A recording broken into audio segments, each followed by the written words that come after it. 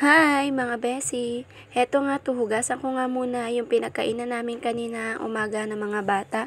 Ngayon nga hindi muna ako magliligpit ng hinigaan, mamaya na lang, charing! Dito nga muna ako kikilos sa baba besi, gagawin ko nga muna yung mga gawain ko sa baba dahil nga bungad na bungad nga lang yung apartment namin besi. Dahil nakakaya naman pag may umakyat nga makikita nga yung loob ng bahay namin magulo mga besi. Dito nga wala yung mga bata, nandun nga kila mama mga besi, nilalaro nga yung kapatid kong bunso. Hinayaan ko nga munang lumabas besi para nga malibang at hindi nga panay cellphone. Hindi naman di maya't maya nakakalimot din naman sila lalo na nga pag nasa labas. Pinalabas ko na at hayaan ko nga muna doon dahil may mga kalaro din naman silang mga bata. Sakto nga besi paglilinis ko dahil wala nga silang dalawa at hindi nga ako guguluhin at uutusan ng mga batang ito. Sakto nga besi, nagkilos ako dito, wala sila at nagmap na nga ako para nga din, sandali na lang yung gagawin ko mamaya. Sinamantala ko na hanggat nasa labas sila, sinamantala ko na magmap para nga wala akong iisiping madudulas na bata. Dahil kapag nagmap nga ako at nandito yung panay nga harot at takbo at baka madisgrasya pa nga.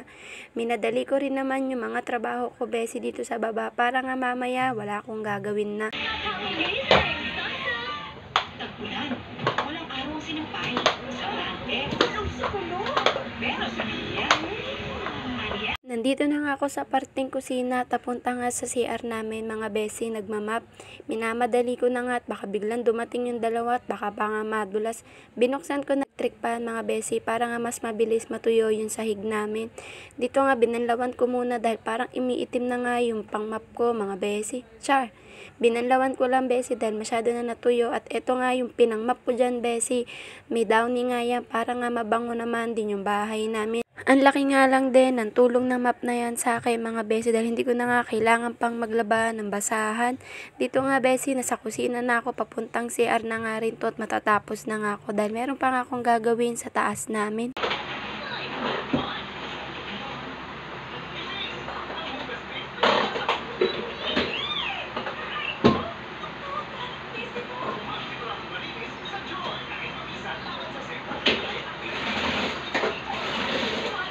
O diba ang sarap lang pakinggan ng tunog ng map mga besi. Dito nga tapos na rin ako besi. Inasikas ko na nga yung map para nga makatulog. Pinatay ko na nga yung ilaw dyan dahil tapos naman na ako sa gawain dito. Umakyat na nga ako sa taas mga besi. Ito na nga yung sinasabi ko sa inyo kanina. Mamaya na ako magtutupi pagtapos ko nga dun sa baba. Tapos na nga ako sa gawain sa baba besi. Dito na nga ako sa taas at sinara ko nga muna yung pinto sa baba. At baka nga may pumasok hindi ko mapansin. Gawa nga ng busy ako sa taas at wala nga rin yung mga bata na kila mama nga.